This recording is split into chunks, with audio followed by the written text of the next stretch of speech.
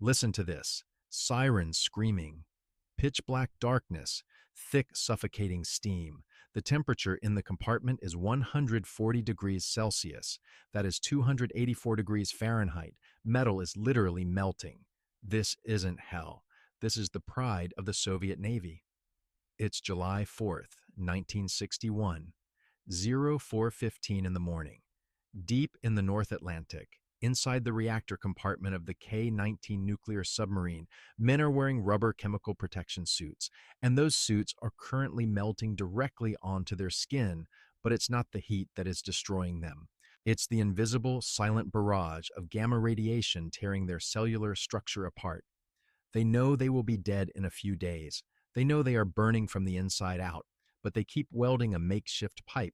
You usually think of the Cold War as a game of brilliant espionage, sterile laboratories, and perfect calculated engineering. You assume that a nuclear submarine, a machine that cost as much as a small city and carried enough firepower to wipe out half of the American eastern seaboard, was a triumph of infallible science. Wrong. That is a myth. The reality of the Cold War was paranoia, multiplied by impossible deadlines. And right now, on the most advanced piece of technology the Soviet Union has ever produced, a handful of 20-something kids with bare hands, a welding torch, and scavenged pieces of pipe are the only things standing between the world, a catastrophic ecological apocalypse, and quite possibly the launch of World War III. So today, we are going to look at how a multi-million-dollar doomsday machine was brought to its knees by a missing piece of plumbing. We will find out why a ship was nicknamed, quote, Zero before it even touched the water. We will dive into the terrifying, unstoppable physics of a nuclear reactor eating itself alive. And we will watch a captain pull a gun on his own officers inside a radioactive coffin just to stop a global war. How did we get here? How did the ultimate weapon become a floating death trap? To understand that, you have to understand the environment of the late 1950s. The USSR was lagging behind the United States in the nuclear submarine race. The Americans had the USS Nautilus. They were parading it around the globe. The Soviet Communist Party demanded an answer. They demanded a nuclear missile submarine, and they demanded it yesterday. Therefore, the engineers rushed. But haste breeds errors. And in nuclear physics, errors don't just cost money, they cost flesh. From the very beginning, K-19 was cursed. Long before she ever touched the ocean, the workers at the Severodvinsk shipyard knew something was deeply wrong. During construction in 1958 and 1959, the rush was so insane that safety was treated like a suggestion. A fire broke out. 2 workers burned to death. Later, 6 women died from inhaling toxic fumes while gluing rubber lining inside the water tank. An electrician was crushed by a missile tube cover. And then came the launch. By naval tradition, a woman was supposed to smash a bottle of champagne against the bow for good luck. But the military was so secretive, they didn't allow a woman to do it. A male officer swung the bottle. It hit the rubberized, sound-absorbing hull and bounced off. It didn't break. In the Navy, there is no worse omen. They immediately nicknamed her Hiroshima. But superstitions don't sink ships. Arrogance does. Because they were in a rush, the designers of the K-19 made a fatal calculation. They simply decided not to install a backup cooling system for the nuclear reactor. Why? Because it took up too much space, because it added weight, and most importantly, because they believed Soviet steel was flawless. They assumed the primary cooling pipes would never, ever burst. That single, arrogant assumption is what condemned the crew. Let's descend into the abyss. Let's look at the physics of the end of the world. Think of a nuclear reactor like a giant, heavily armored tea kettle. Inside, you have uranium fuel rods. They get incredibly hot. To keep them from melting, you pump cold water around them constantly. The water absorbs the heat, turns into steam, spins a turbine, and powers the submarine.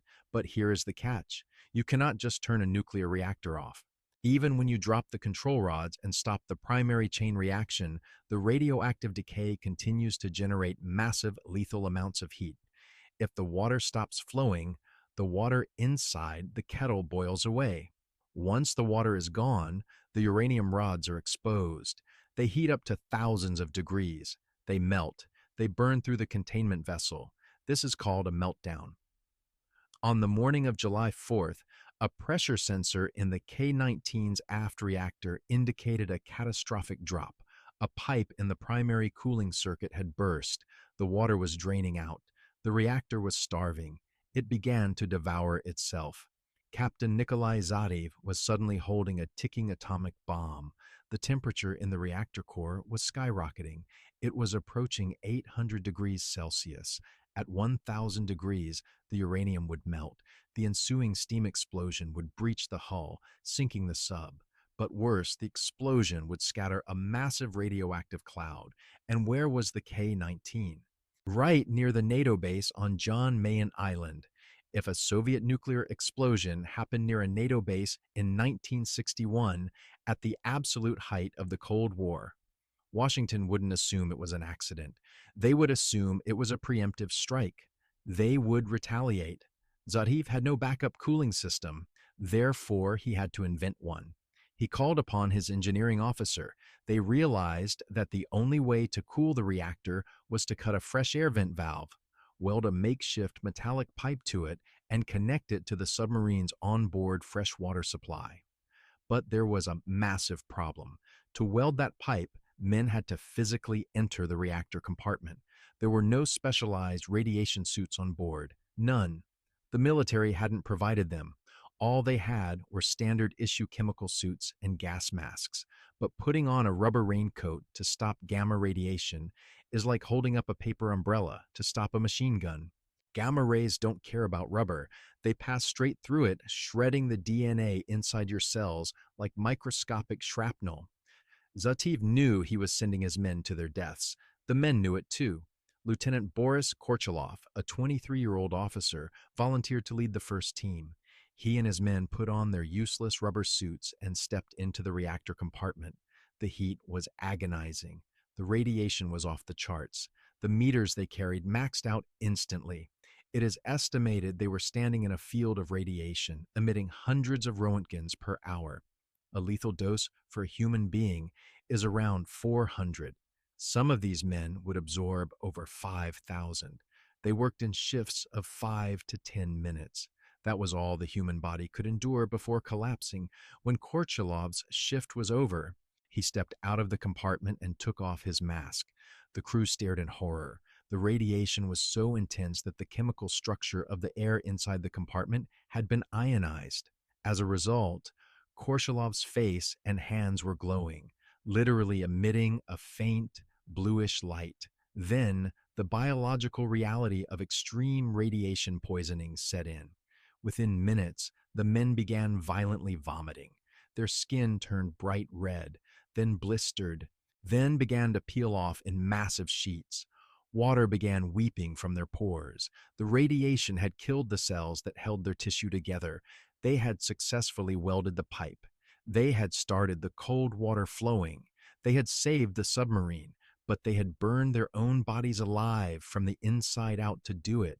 You might think that radiation and death were the worst things happening on the K-19 right now. You would be wrong. The radiation was just the physical enemy. The real nightmare was the isolation. Zatev ordered the submarine to surface.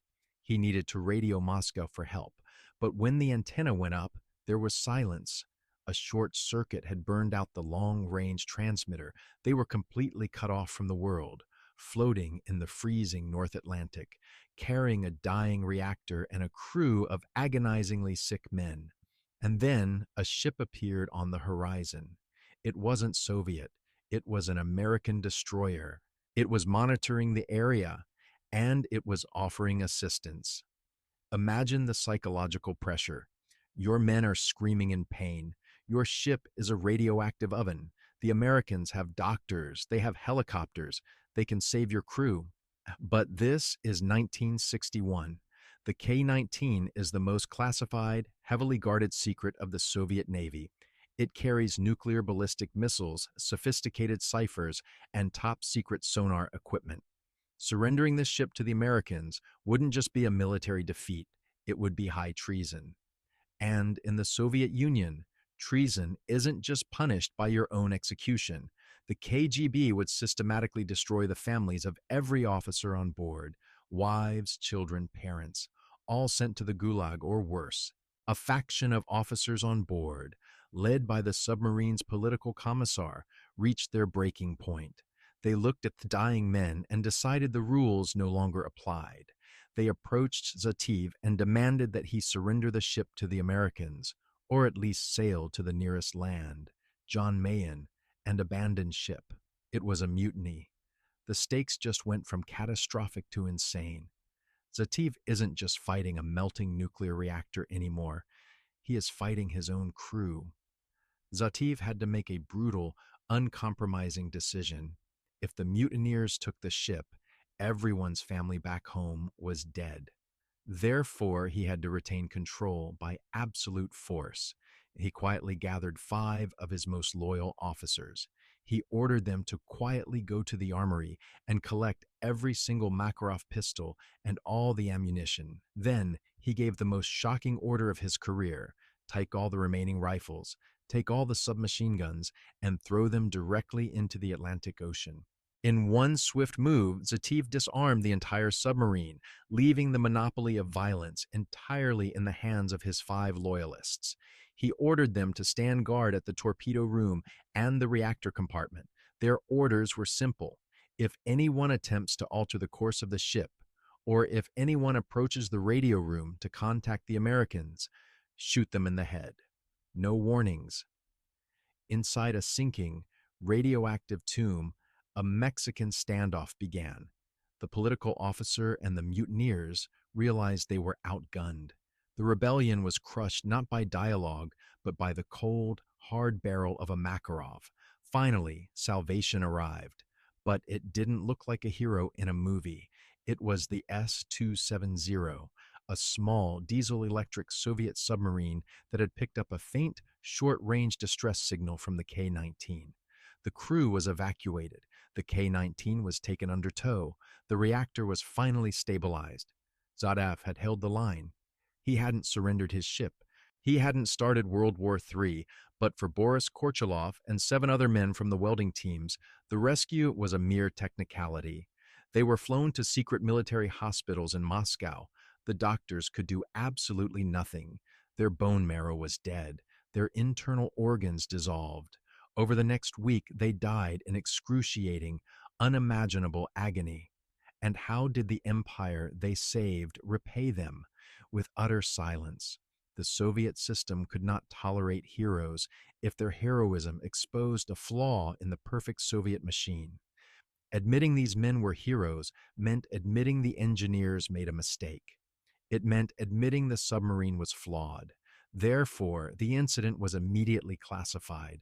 The dead were buried in secret in the middle of the night, in lead-lined coffins to stop the radiation from leaking into the soil. Their gravestones did not list the cause of death. Their families were not told how they died, or even where they died. They were simply told their sons had _2. The surviving crew members were sworn to absolute secrecy. They couldn't tell their wives. They couldn't tell their children. For 3 decades, they carried the memory of their melting friends in complete silence.